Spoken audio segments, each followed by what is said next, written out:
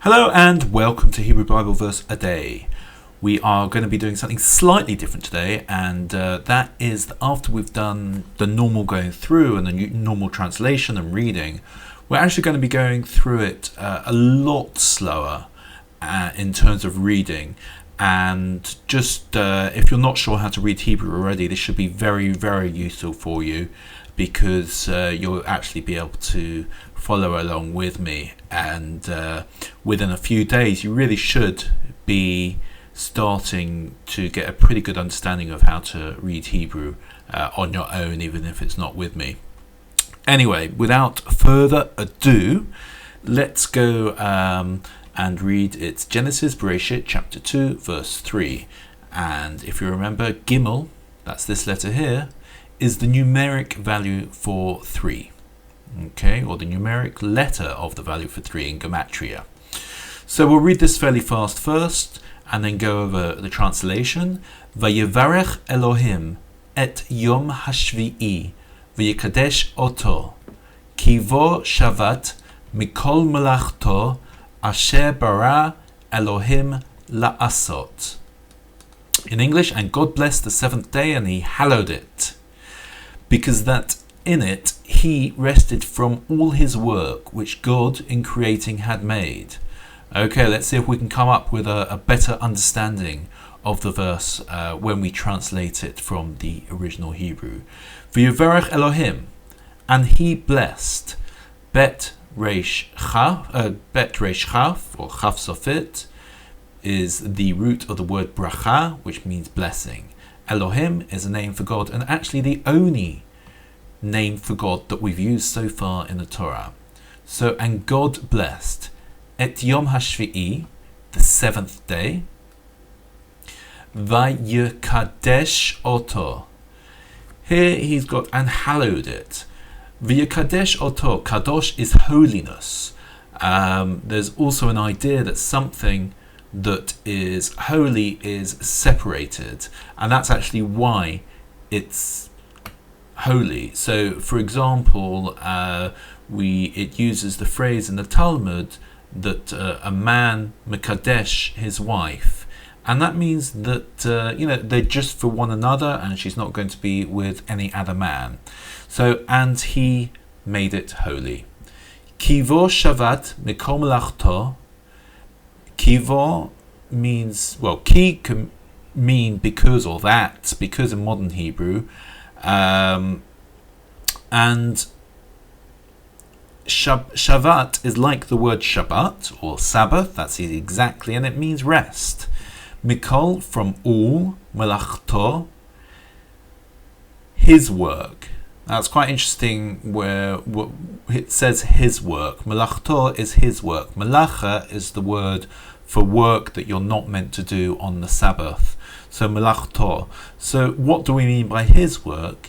I assume that we mean all the work that he has done so far, but there's another interpretation of this, that melacha is that which is used to create the Mishkan, the original temple. Asher bara Elohim la'asot, that in creating, bara is, like we've had many times before, creation, to create. Asher is that. Elohim la'asot. Elohim, the word for God again. La'asot is to do. Okay, so what we're going to do now is we're just going to go over to the next slide, and we're going to go through and read it very, very slowly. Really just the Hebrew, so that you can get an idea of how to read Hebrew. And hopefully, if not today, then within the next few days or the next few videos, you really will be able to get a pretty good understanding of reading Hebrew. Okay, so I've made the Hebrew and the English bigger. Hopefully that's good for you. So the first word, we got a vav, and it's like I think of it like a man actually. It's a line with a slight head, and a vav can either mean a v sound, an u sound, or an o sound. If it was an u sound, it would have a dot in the middle. If it was an O sound, it would have a dot on top. A line underneath, or a T underneath like we've got here, is an A sound. So we've got a V with an A is Va. This is a Yud. It's the smallest letter in the alphabet. 2 dots below going vertically is an sound. A Yud is like a Y, a Y. So it's a Y. So Va, Y. This is a bet, but because there's no dot in the middle, it's a vet. If it was a B sound, it would have a dot in the middle, like we can see here, like with bara. You can see the dot in the middle, so that's a B, but here it's a V. And it's got a T underneath, which sounds like the line underneath. So it's an A sound, so it's Va. This is a Reish, it's like a R turned around in English. And underneath you've got 3 dots. If you've got 3 dots underneath, like this, or just 2 dots underneath horizontally, like here in V'yaka Desh, it's an E sound. So we've got Re. This is called a Chaf Sofit. It's a final letter, and a final letter means it comes at the end of the word. With certain letters, you'll find that they have final versions of themselves. So whenever you see a kaf or a chaf that is at the end of the word, it means that it's a final letter and it's written like this. And this goes all the way down. It looks a bit like a daled, but a long one. And we're only talking block letters here.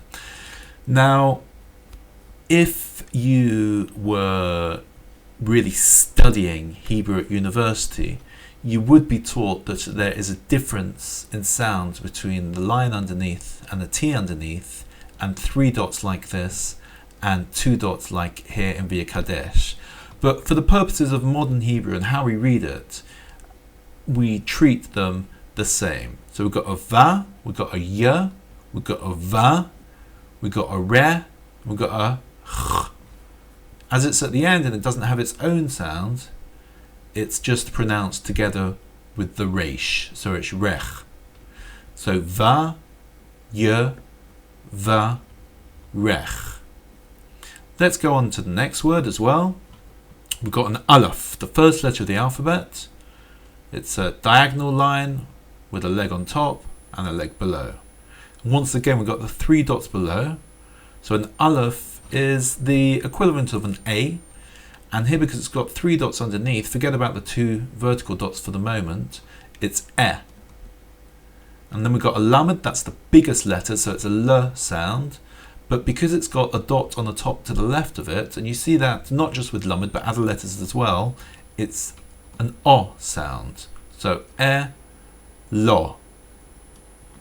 We've got a Hey, H sound, like an H, with 1 dot underneath. So we're going to get an I sound. Together with the Hey, with the H, is a H sound. We've got the smallest letter again, like V'ya, Varech, and it's either a Y sound, or like at the end of the word plenty, you don't really hear the word Y, it's more an E. So it goes together with the Hey. So with the H sound, so we've got a dot here with a Yud, so it's He.